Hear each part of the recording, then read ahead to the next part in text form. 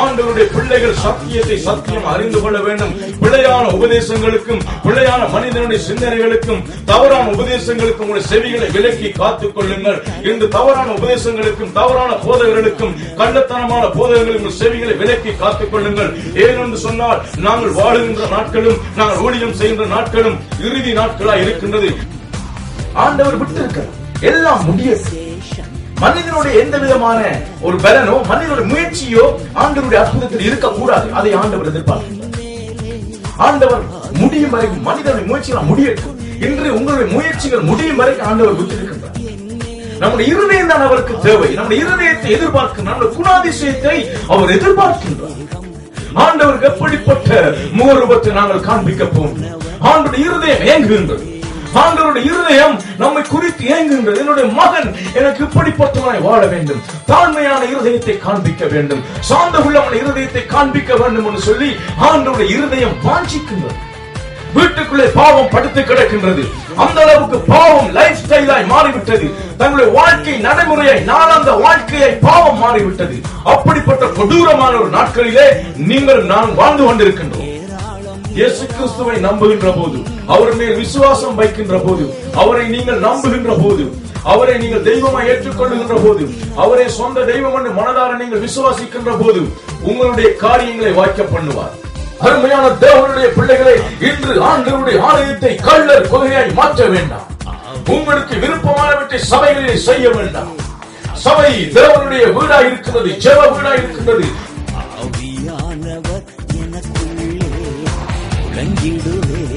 சுவிசேஷம் சிறுமைப்பட்ட அனைவருக்கும் முழங்கிடுவே.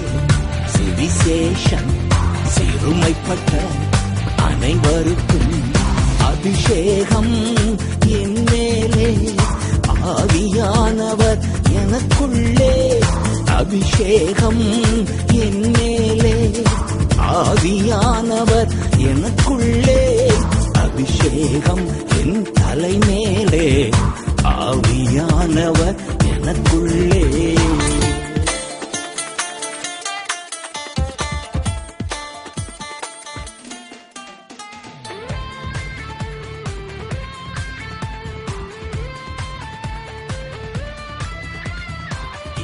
இயேசு கிறிஸ்துவுக்குள் மிகவும் பிரியமானவர்களே, எலோகிம் நாட்சத்திர சுவிசேஷ சபையின் இயேசுவின் இதய துடிப்பு என்னும் தொலைக்காட்சி ஊழியத்தின் ஊடாக உங்களை சந்திப்பதில் பெருமகிழ்ச்சி அடைகின்றோம். எங்களுடைய ஊழியத்தின் மூலம் வழங்கப்படுகிற ஆண்டவருடைய வார்த்தைகள் உங்களுக்கு மிகவும் பிரயோஜனமாக இருக்கும் என்று சொல்லி நாங்கள் விசுவாசிக்கின்றோம். அதன் அடிப்படையில் இன்றும் நாங்கள் ஒரு தேவனுடைய வார்த்தையை நாங்கள் தியானிக்க போகின்றோம். உங்கள் வேதாகமனை உங்கள் கைகளில் வைத்திருந்தால் நீங்கள் என்னோடு சேர்ந்து திருப்பிக் கொள்ளுங்கள். லூக்கா எழுதின சுவிசேஷம் 7வது அதிகாரம் 11வது வசனத்தில இருந்து 15வது வசனம் வரைக்கும் நாங்கள் வாசிப்போம். லூக்கா எழுதின சுவிசேஷம் 7வது அதிகாரம் 11வது வசனத்திலிருந்து 15வது வசனம் வரைக்கும். மறுநாளிலே அவர் நாயின் என்னும் ஊருக்கு போனார். அவருடைய சீசர் அநேகரும் திரளான ஜனங்களும் அவருடனே கூட போனார்கள். அவர் ஊரின் வாசலுக்கு சமீபித்த போது மரித்து போன ஒருவனை அடக்கம் பண்ணும்படி கொண்டு வந்தார்கள். அவன் தன் தாய்க்கு ஒரே மகனாய் இருந்தான். அவ்வளவு கைம்பெண்ணாய் இருந்தாள். ஊராரில் வெகு ஜனங்கள் அவளுடனே கூட வந்தார்கள். கர்த்தர் அவளை பார்த்து அவள் மேல் மனதுருகி அழாதே என்று சொல்லி கிட்ட வந்து பாடையை தொட்டார். அதை சுமந்தவர்கள் நின்றார்கள். அப்பொழுது அவர், வாலிபனே எழுந்திரு என்று உனக்கு சொல்லுகிறேன் என்றார். மரித்தவன் எழுந்து உட்கார்ந்து பேசத் தொடங்கினான். அவனை அவன் தாயினிடத்தில் ஒப்புவித்தார். ஹல்லேலூயா. கண்களை மூடி ஜெபம் பண்ணுவோம். இரக்கமுள்ள பரலோக தேவனே, இந்த நேரத்துக்காக நன்றி ஐயா. உங்களுடைய வார்த்தையை தியானிக்க வந்திருக்கிறோம் ஆண்டவர், எங்களோட பேசுங்க. இன்று யார் யாரெல்லாம் ஆண்டவரை இந்த வார்த்தையை தியானிக்கும்படி இந்த ஆண்டவரை தொலைக்காட்சிக்கு முன்பாக உட்கார்ந்து கொண்டிருக்கிறார்களோ ஒவ்வொரு பிள்ளைகளுடன் பேசும்படியே ஜெபிக்கிறேன் ஐயா. ஒவ்வொரு உடைந்த இருதயங்களையும் பலப்படுத்தும்படியே ஜெபிக்கிறேன் ஆண்டவரே. தகப்பனை மறைத்து போன காரியங்கள் மறுபடியும் உயிரோடு எழும்பும்படியே ஜெபிக்கிறேன் ஐயா. பேசுகிற என்னோடும் கூட இருங்க ஆண்டவர். என்னை பலப்படுத்துங்க, தைரியப்படுத்துங்க. உங்களுடைய கிருபையை தாங்க ஆண்டவரே. உங்களுடைய கிருபையின் பின்னாலே என்னை மலைத்துக் கொள்ளும்படியே ஜெபிக்கிறேன் ஐயா. இயேசு கிறிஸ்துவின் நாமத்தை ஜெபிக்கிறேன் நல்ல பிதாவே. ஆமேன், ஆமேன். ஹல்லேலூயா. இந்த செய்தியின் தலைப்பு என்னவென்று சொன்னால், இது உங்களுடைய வாழ்க்கையின் முடிவு அல்ல. இது உங்களுடைய வாழ்க்கையின் முடிவு அல்ல. அருமையான தேவஜனமே, இப்பொழுது நீங்கள் வாழுகின்ற வாழ்க்கை உங்களுடைய வாழ்க்கையின் முடிவு அல்ல. நீங்க சிலவரை யோசித்திருக்கலாம், என்னுடைய வாழ்க்கை முடிந்து போக போகின்றது, என்னுடைய வாழ்க்கைக்கு முற்றுப்புள்ளி வைக்கப்பட போகின்றது, என்னுடைய வாழ்க்கை இனிமேல் எந்த விதமான பிரயோஜனம் இல்லாமல் போக போகின்றது என்ற ஒரு நிலைமையோடு நீங்கள் வாழ்ந்து கொண்டிருக்கலாம். நான் நேரடியாக செய்திக்கு வருகின்றேன். இது உங்களுடைய வாழ்க்கையின் முடிவு அல்ல. இன்று நீங்கள் நினைத்திருக்கிற இந்த தீர்மானம் உங்களுடைய வாழ்க்கையின் முடிவு அல்ல. ஒரு சில பேர் இந்த செய்தியை கேட்டுக் கொண்டிருக்கின்ற போது சில தீர்மானங்களை மேற்கொண்டு நீங்கள் இதோடு முடித்து விடலாம் என்று சொல்லி ஒரு தீர்மானத்தோடு இருக்கின்றீர்கள்.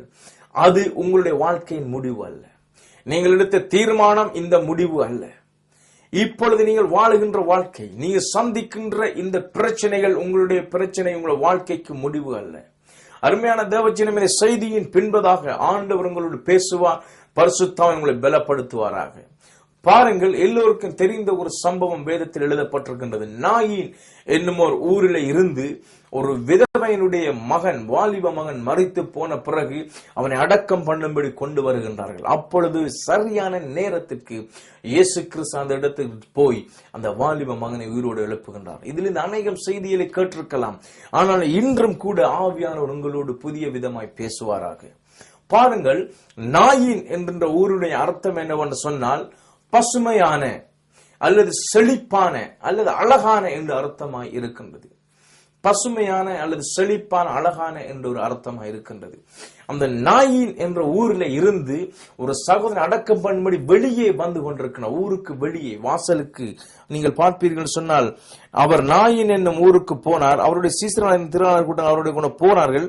அவர் ஊரின் வாசலுக்கு சமீபித்த போது அந்த ஊரை விட்டு வெளியேறுகின்ற நேரத்தில் ஆண்டவர் இயேசு கிறிஸ்து சரியா அந்த நேரத்துக்கு போகின்றார்.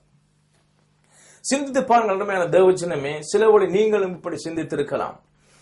ஒரு சிலவளை ஆண்டவர் அந்த வாசலுக்கு கொஞ்சம் தாமதமாகி வந்திருக்கலாம், அல்லது இன்னும் கொஞ்சம் முதலாவது ஏழியாக வந்திருக்கலாம். வந்திருந்தால் இந்த ரெண்டு சந்தர்ப்பம் நடந்திருந்தால் ஆண்டவர் அந்த ஒரு மரண ஊர்வலத்தை சந்தித்திருக்க முடியாது. ஆனாலும் சரியான நேரத்துக்கு ஆண்டவர் வந்தார். பாருங்கள், பசுமையான ஒரு இடத்திலே இருந்து, செழிப்பான ஒரு இடத்திலே இருந்து ஒரு வாலிப மகன் மரித்து போய் அடக்கம் பண்ணும்படி கொண்டு வருகின்றார்கள். இதனுடைய அர்த்தம் என்ன தெரியுமா? இன்று நாம் வாழுகின்ற செழிப்பான வாழ்க்கையில் இருந்து, ஒரு ஆசீர்வாதமான வாழ்க்கையில இருந்து, எல்லாம் ஒரு வெற்றிகரமான ஒரு வாழ்க்கையில இருந்து நம்மை அடக்கம் பண்ணும்படி, நம்ம வாழ்க்கையை முடிக்கும்படி இன்று நம்மை சுமந்து கொண்டு போகின்ற ஒரு நேரமாய் இருக்கின்றது. அப்படிப்பட்ட ஒரு காலகட்டத்தில் நீங்கள் வாழ்ந்து கொண்டிருக்கலாம். வாலிப மகன் என்று சொன்னால் அவனுடைய வாழ்க்கையை வாழ வேண்டிய நாட்கள். அவன் இடையிலே மறிக்க வேண்டிய அவசியம் இல்லை. அவன் இன்னும் வாழ வேண்டும். அவனுடைய வாழ்க்கையில் நிறைய காரியங்கள் நடக்க வேண்டும். சொல்ல போனால் திருமணம் முடித்து அவன் பிள்ளைகளுடைய பிள்ளைகளை பெற்று ஆசீர்வாதங்களை காண வேண்டும். எந்த விதத்தில் நியாயமில்லை ஒரு வாலிபன் மறித்து போவது. ஆனாலும் ஒரு கைம்பெண், ஒரு விதவையினுடைய வாலிபன் மறித்து போனான். அருமையான தேவச்சனமே, அதே போல இந்த வாலிபனை போல இன்று உங்களுடைய வாழ்க்கை அரை குறையிலே நிறுத்தப்பட்டிருக்கலாம். நீங்கள் பெற வேண்டிய ஆசீர்வாதத்தை பெற முடியாதபடி இடையிலே உங்களுடைய ஆசீர்வாதம் நிறுத்தப்பட்டிருக்கலாம். நீங்கள் இப்பொழுதுதான் கொஞ்சம் வாழ ஆரம்பித்திருக்கின்றேன், இப்பொழுதுதான் என்னோட வாழ்க்கையில கொஞ்சம் செழிப்பு வந்திருக்கின்றது, இப்பொழுதுதான் என்னோட வாழ்க்கையில் விடிவு வந்திருக்கிறேன்னு சொல்லி நினைத்த வேளையிலே திடீரென்று ஒரு பிரச்சனை வந்திருக்கலாம்.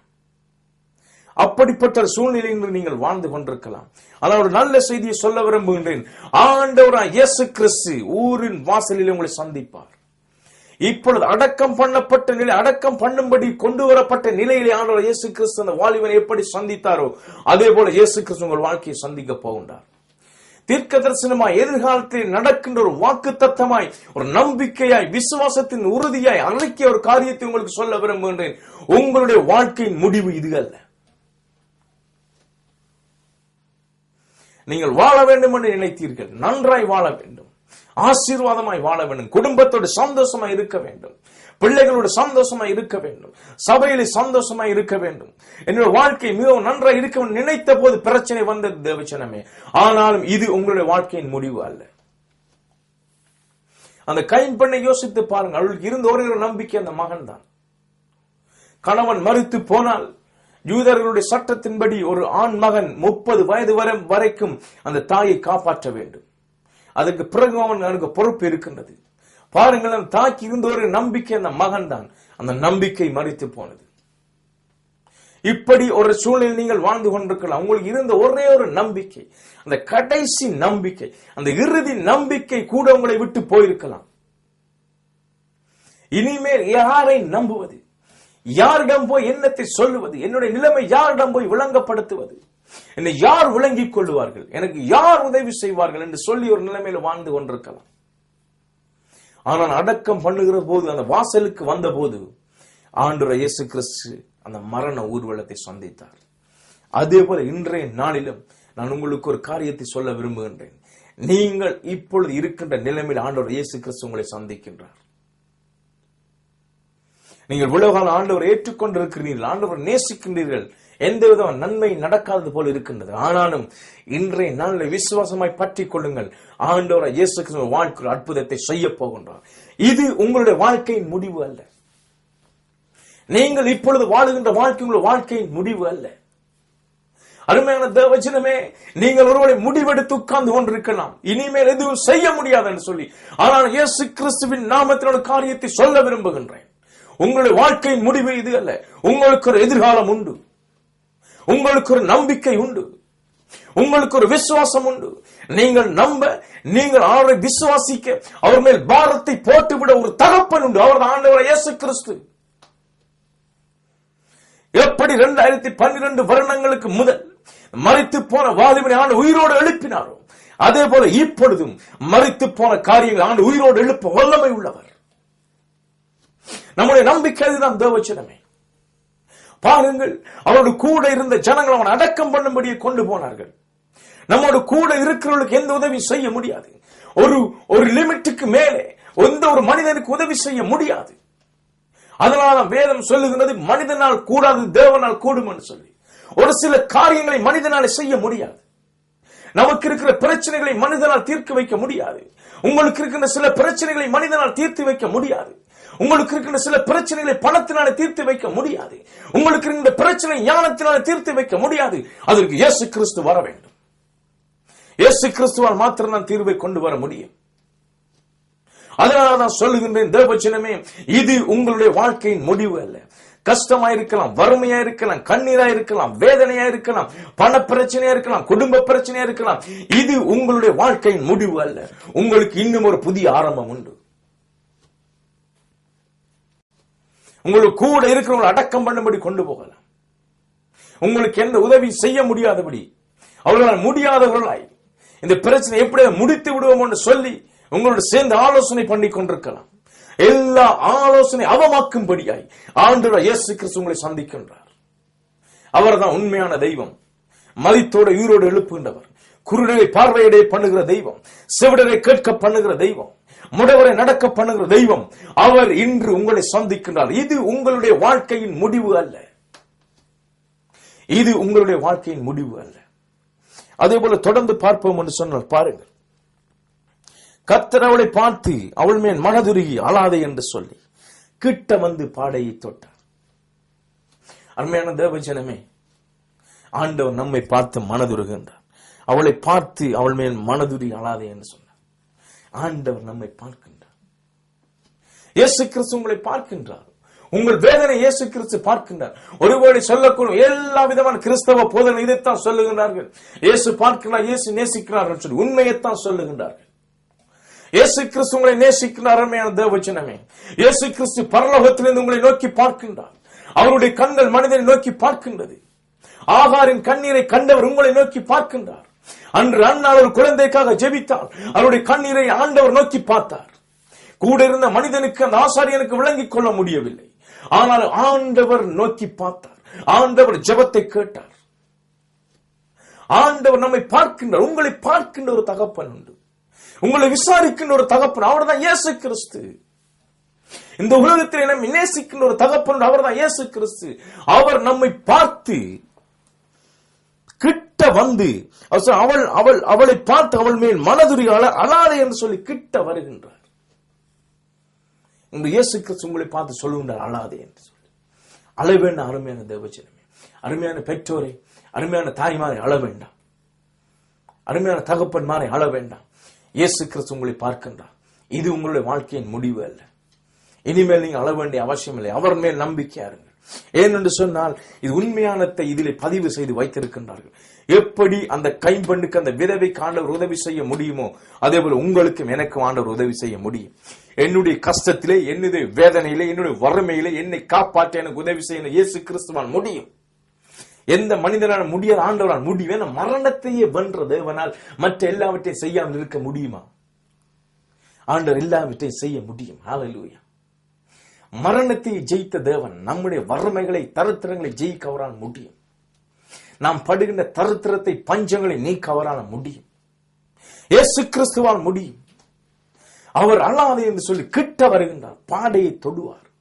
இன்று நம்மை சுமந்து கொண்டிருக்கின்ற காரியங்களை, நம்மை அடக்கம் பண்ணபடி கொண்டு போகின்ற காரியம் ஆண்டவர் தொடுவார். நம்முடைய வாழ்க்கையை முடிக்க வேண்டும் என்று இயேசு கிறிஸ்து தொடுவார்.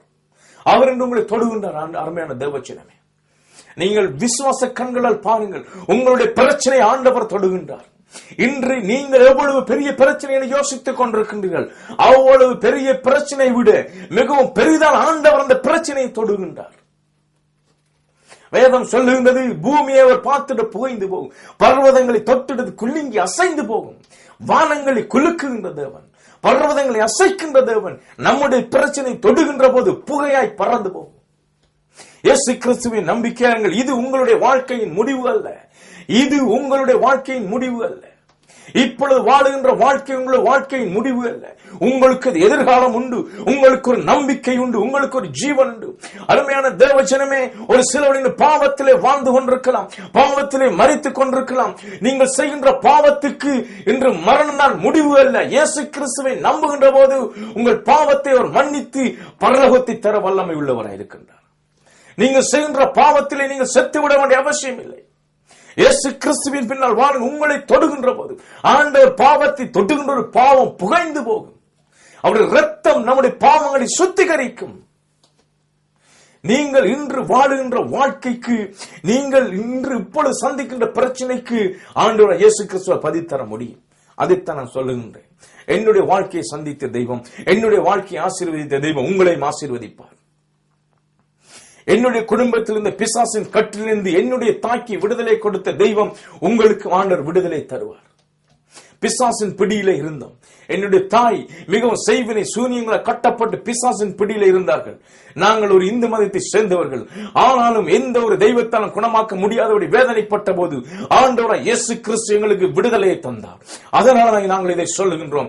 எங்களுடைய குடும்பத்தை விடுவிக்க முடியும் என்றால், என்னுடைய தாயை அவர் விடுவிக்க முடியும் என்று சொன்னால், எங்களுடைய குடும்பத்தின் கட்டுக்களை, செய்வினைகளை, சூனியங்களை ஆண்டவரால் விடுதலை கொடுக்க முடியும் என்று சொன்னால், உங்களுடைய குடும்பங்களை, கட்டுக்களை, பிரச்சனைகளை, சூழ்நிலைகளை, எல்லா சூனியங்களை ஆண்டவரால் விடுவிக்க முடியும். பிசாசின் கட்டுக்களை விடுவிக்க முடியும். அனுபவித்து சொல்லுகின்றோம். என்னை ரட்சித்த தேவன் உங்களையும் ரட்சிப்பார். என்னை ஆசீர்வதித்த தேவன் உங்களையும் ஆசீர்வதிப்பார். எங்களுடைய குடும்பத்துக்கு விடுதலை கொடுத்த தேவன் உங்களுடைய குடும்பத்துக்கு விடுதலை கொடுப்பார்.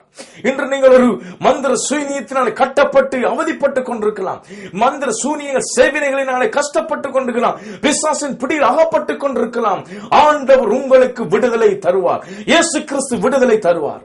என்னுடைய குடும்பம், இது வேதத்திலே நடந்த ஒரு காரியம், எங்களுடைய சொந்த குடும்பத்திலே நடந்தது.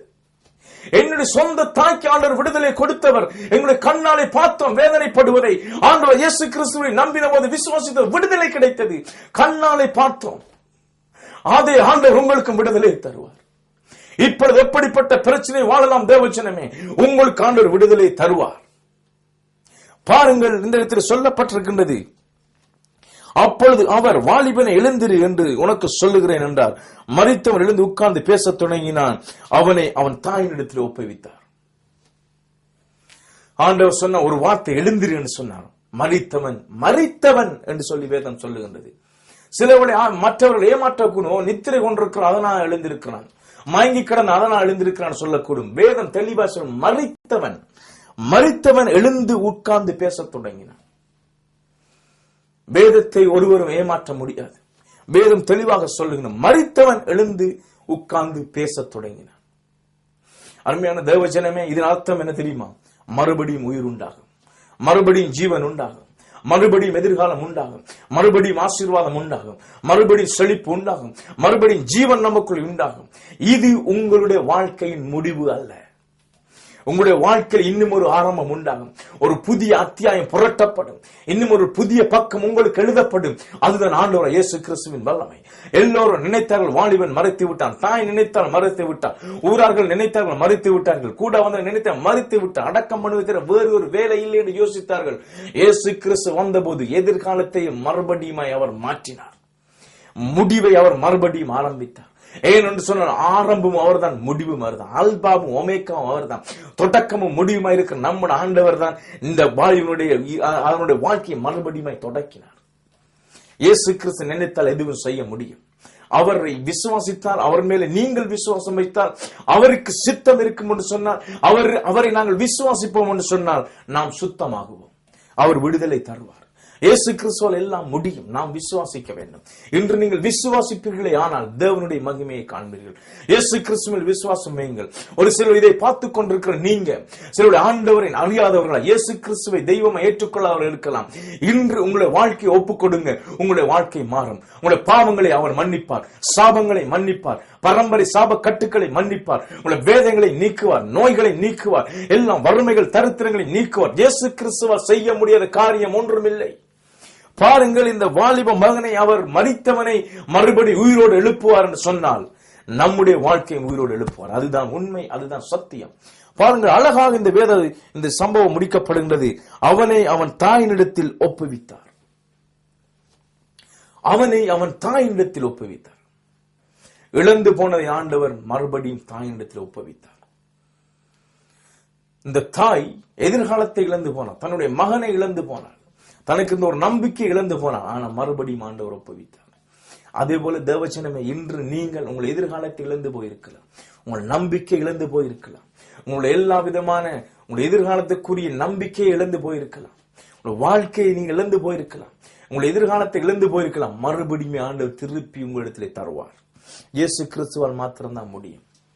மனிதனால் முற்றுப்புள்ளி வைத்த காரியத்தை மறுபடியும் ஆரம்பிக்க இயேசு கிறிஸ்துவால் முடியும். அநேகம் பேர் சொல்லி இருக்கலாம், மரித்து விட்டது, இனிமேல் எழும்ப முடியாது, இனிமேல் இந்த வாழ்க்கைக்கு எந்த விதமான தீர்வும் இல்லை, இந்த பிரச்சனைக்கு எந்த விதமான தீர்வும் இல்லை என்று சொல்லி மனிதன் சொல்லி இருக்கலாம். ஆண்டவர் இயேசு கிறிஸ்து மறுபடியும் ஆரம்பிப்பார். தாயினிடத்தில் மறுபடியும் ஒப்புவித்தார் ஆண்டவர். எப்படி தாயினிடத்தில் வாலிபனை ஒப்புவித்தாரோ அதே போல உங்களுடைய வாழ்க்கையை மறுபடியும் ஆண்டவர் கட்டி எழுப்புவார். மறுபடியும் நீ இழந்த விட்டு ஆண்டவர் திரும்பவும் தருவார். வேதம் சொல்லுகிறது, இழந்து போனதை தேடவன் ரட்சிக்கவே மனுஷகுமாரன் பூமிக்கு வந்தார். அவருடைய வேலை அதுதான், அதுக்காகத்தான் பூமிக்கு வந்தார். நான் இழந்து போன சமாதானத்தை, இழந்து போன நிம்மதியை, இழந்து போன சந்தோஷத்தை, இழந்து போன எல்லா விதமான குடும்பங்களை, குடும்ப நபர்களை, அங்கத்தினரை ஆண்டவன் மறுபடியுமே திருப்பி தருவார். இழந்து போனதை தேடவன் ரட்சிக்கவே மனுஷகுமாரன் பூமிக்கு வந்தார். இயேசு கிறிஸ்து அதற்காகத்தான் பூமிக்கு வந்த தேவஜனமே. இந்த இடத்துல ஒரு வாலிபனை உயிர்த்தெழுப்ப மாத்திரமல்ல, நம்முடைய எல்லாருடைய பிரச்சனைக்கு தீர்வை கொண்டு வரும்படி இயேசு கிறிஸ்து பூமிக்கு வந்தார். உங்களுக்கு எதிர்காலத்தை தரும்படி, எனக்கு எதிர்காலத்தை தரும்படி, உங்களுக்கு நித்திய ஜீவனை தரும்படி, எனக்கு நித்திய ஜீவனை தரும்படி ஆண்டவராய் இயேசு கிறிஸ்து அந்த பூமிக்கு வந்தார். சிலுவையிலே ஜீவனை கொடுத்தார், மரித்த 3ஆம் நாள் உயிரோடு எழும்பினார், மறுபடியும் வரப்போகின்றார். ஏனென்று சொன்னால் அவர் நமக்கு மறுபடியும் எதிர்காலத்தை தருவதற்காய், நமக்கு மறுபடியும் நித்திய ஜீவனை தருவதற்காய். நீங்கள் கவலைப்பட வேண்டாம், கலங்க வேண்டாம், தவிக்க வேண்டாம். அருமையான தேவச்சனமே, இயேசு கிறிஸ்து உங்களுக்காக இருக்கின்றார். அவர் உங்களை நேசிக்கிறார், உங்கள் கிட்ட வருகின்றார், உங்களை தொடுகின்றார், உங்களை பார்த்து மனதுருகின்ற தெய்வம். அவர் சொன்னார், வருத்தப்பட்டு பாரம் சுமப்பவர்கள் நீங்கள் எல்லோரும் என்னிடத்தில் வாருங்கள், நான் உங்களுக்கு இளைப்பாறுதல் தருவேன் என்று இயேசு கிறிஸ்து சொன்னார். உங்கள் பாரங்களை நீக்கி விடுங்கள். உங்கள் பாரங்களை நீக்க அவரால் முடியும். கவலைப்படுகிறவன் ஒருவன் சரீரத்திலே ஒரு முளத்தை கூட்ட முடியுமா? கூட்ட முடியாது. கவலைப்பட வேண்டாம். இயேசு கிறிஸ்து மேல் உங்கள் பாரங்களை வைத்து விடுங்கள். அவர் உங்களை விசாரிக்கிறவர் இருக்கிறபடினாலே உங்கள் கவலைகளை அவர் மேல வைத்து விடுங்கள். சோர்ந்து போய் இருக்கிறீங்களா? வேதனையோடு இருக்கிறீங்களா? வாழ்க்கை முடிந்து விட்டு என்று இருக்கிறீங்களா? இது உங்களுடைய வாழ்க்கையின் முடிவு அல்ல. தீர்க்க தரிசனம் என்ற வார்த்தையை பிடித்துக் கொள்ளுங்கள். இது உங்களுடைய வாழ்க்கையின் முடிவு அல்ல. இப்பொழுது நீங்கள் வாழுகின்ற வாழ்க்கை செய்தியை கேட்கின்ற போது, எப்பொழுது எந்த நேரத்தில் செய்தியை கேட்கின்றீர்களோ, இப்பொழுது நீங்கள் அந்த செய்தியை கேட்கின்ற நேரத்திலே வாழுகின்ற வாழ்க்கை உங்களுடைய வாழ்க்கையின் முடிவு அல்ல. உங்களுக்கு இன்னும் ஒரு ஆரம்பம் உண்டு, இன்னும் ஒரு புதிய ஆரம்பம் உண்டு. தேவச்சனமே, உள்ளத்தின் ஆழத்தில் சொல்லுகிறேன், இன்னும் ஒரு புதிய ஆரம்பம் உண்டு. இயேசு கிறிஸ்து வாழ்க்கையை ஆரம்பிப்பார், மறுபடியும் ஆண்டவர் கட்டி எழுப்புவார். இழந்து போனதை தேடத்தான் இயேசு கிறிஸ்து பூமிக்கு வந்தார். என்னத்தை இழந்து இருக்கிறீர்கள்? கேளுங்கள். ஆண்டவரை, சந்தோஷத்தை, சமாதானத்தை இழந்து விட்டேன் ஐயா, என் வாழ்க்கையை இழந்து விட்டேன், என் கணவனை இழந்து விட்டேன், மனைவி இழந்து விட்டேன், பிள்ளை இழந்து விட்டேன் என்று இருக்கிறார். ஆண்டவர் மறுபடியும் திருப்பி தருவார். எப்படி மாலிவனை எழுப்பி ஆண்டவர் தாயினிடத்தில் ஒப்புவித்தாரோ, நீங்கள் இழந்த காரியத்தை உங்களிடத்திலே ஆண்டவர் திருப்பி தருவார். ஹல்லேலூயா, ஹல்லேலூயா. அருமையான தேவஜனமே, இது உங்களுடைய வாழ்க்கையின் முடிவு அல்ல. ஞாபகம் வைத்துக் கொள்ளுங்கள். இந்த செய்தி உங்களை காதுகளை ஒலித்துக் கொண்டிருக்கட்டும். இது என்னுடைய வாழ்க்கையின் முடிவு அல்ல. ஒரு நேரம் வரும், ஆண்டவர் சரியாக ஊரின் வாசல்லே உங்களை சந்திப்பார். ஆண்டவர் தாமதிக்க மாட்டார், அல்லது உங்களை விட்டு எளிய அவர் விரைவாக போக மாட்டார். சரியான நேரத்துக்கு ஆண்டவர் வருவார். அதினதின் காலத்தில் எல்லாவற்றையும் நேர்த்தியாக செய்கிற நம்முடைய தகப்பன் உங்களுடைய பிரச்சனைக்கு தீர்வை தரும்படியா ஏற்ற நேரத்தில் உங்களை சந்திப்பார். அவர் உங்களை அடக்கம் பண்ணும்படி விட மாட்டார். உங்களை புதைக்கும்படி அவர் விட மாட்டார். வாழ்க்கையை முடித்து கட்டும்படி ஆண்டவர் விட மாட்டார். நல்ல தகப்பன் நம்மை பார்த்து கொண்டிருக்கின்றார். யெகோவா ஈரே நம்மை பார்த்து கொண்டு, யெகோவா ஷம்மா நம்மோடு கூட இருக்கிற தெய்வம், யெகோவா எல்ரோய் நம்மை காண்கின்ற தேவன், உள்ளங்களையும் உள்ளந்திரியங்களை ஆராய்ந்து அறிகின்ற தேவன், மனிதன முகத்தை பார்க்கிறார். நம்முடைய தகப்பன் இயேசு கிறிஸ்து உங்களுடைய இருதயத்தை பார்க்கின்றார். இருதயத்தின் வேதனைகள், கண்ணீர்கள், கஷ்டங்கள், பாரங்களை அவர் பார்க்கின்றார். மனிதனால் பார்க்க முடியாது, மனிதனால் விளங்கிக் கொள்ள முடியாது. நம்முடைய இயேசு கிறிஸ்துவால் பார்க்க முடியும், விளங்கிக் கொள்ள முடியும். அவர் கண்ணிருந்து காணாத தேவன் அல்ல, காதிருந்து கேளாத தேவன் அல்ல, இருதயம் இருந்து உணராத தேவன் அல்ல. நம்முடைய பிரச்சனைகளை காண்கின்ற தேவன், நம்முடைய கஷ்டங்களை, அவர் கூக்குரலை கேட்கின்ற தேவன், இருதயத்தினாலே தன்னுடைய வேதனைகளை, நம்முடைய வேதனை உணர்கின்ற ஆண்டவர். அவர் நமக்கு விடுதலை தருவார். இது உங்களுடைய வாழ்க்கையின் முடிவு அல்ல. நீங்கள் இப்பொழுது சந்தித்திருக்கின்ற வாழ்க்கை, நீங்கள் இப்பொழுது முகங்கொடுத்திருக்கின்ற இந்த பிரச்சனை உங்களுடைய வாழ்க்கையின் முடிவு அல்ல. உங்களுக்கு ஒரு புதிய ஆரம்பம் உண்டு, உங்களுக்கு ஒரு உயிர்த்தெழுதல் உண்டு, உங்களுக்கு ஒரு உயிர்த்தெழுதல் உண்டு, உங்களுக்கு ஒரு புதிய ஜீவன் உண்டு, புதிய ஆரம்பம் உண்டு. தேவஜனமே, இயேசு கிறிஸ்துவை விசுவாசம் வையுங்கள். அவர் உங்களுடைய வாழ்க்கையை மறுபடியும் ஆரம்பிப்பார். இது உங்களுடைய வாழ்க்கையின் முடிவு அல்ல. ஹல்லேலூயா. கண்களை மூடிச்சோம். இரக்கமுள்ள பரலோக பிதாவே, உம்முடைய வார்த்தைகளுக்காக நன்றி ஐயா. தகப்பனே, இந்த வார்த்தையை கேட்டுக்கொண்ட ஒவ்வொரு பிள்ளைகளையும் பலப்படுத்துங்க ஆண்டவரே. யார் யாரெல்லாம் என்னோட வாழ்க்கை முடிந்து விட்டதோடு இருக்கிறார்களோ, ஒவ்வொரு பிள்ளைகளுக்கும் ஒரு புதிய ஆரம்பத்தை கொடுக்கும்படியே செபிக்கிறேன் ஐயா. என்ன பிரச்சனையா இருக்கட்டும் ஆண்டவரே, எந்த பிரச்சனையை சந்தித்து ஆண்டவரை மனம் உடைந்து போயிருக்கிறார்களோ, ஒவ்வொரு பிள்ளைகளும் மறுபடியும் ஜீவனோட எழும்பட்டும் ஆண்டவரே. எனக்காக ஒரு தகப்பன் உண்டு, என்னை விடுவிக்கிற இயேசு கிறிஸ்து உண்டு, எனக்கு ஜீவனை தர ஒரு தகப்பன் உண்டு என்று சொல்லி நம்பிக்கையோடு விசுவாசத்தோடு பிள்ளைகள் மறுபடியும் கால் உண்டு நிற்கட்டும் ஆண்டவரே. பிள்ளைகள் இழந்து போன சமாதானத்தை, சந்தோஷத்தை, வாழ்க்கை, எதிர்காலத்தை, நம்பிக்கையை மறுபடியும் திருப்பி கொடுக்கும்படியை ஜெபிக்கிறேன். இந்த செய்தியை கேட்ட பிறகு பிள்ளைகளுடைய வாழ்க்கையில் ஒரு பலன் உண்டாகட்டும் ஆண்டவரே, ஒரு உற்சாகம் உண்டாகும்படியை ஜெபிக்கிறேன். இயேசு கிறிஸ்துவின் நாமத்தினால ஜெபிக்கிற நல்ல பிதாவே, ஆமென், ஆமென். God bless you.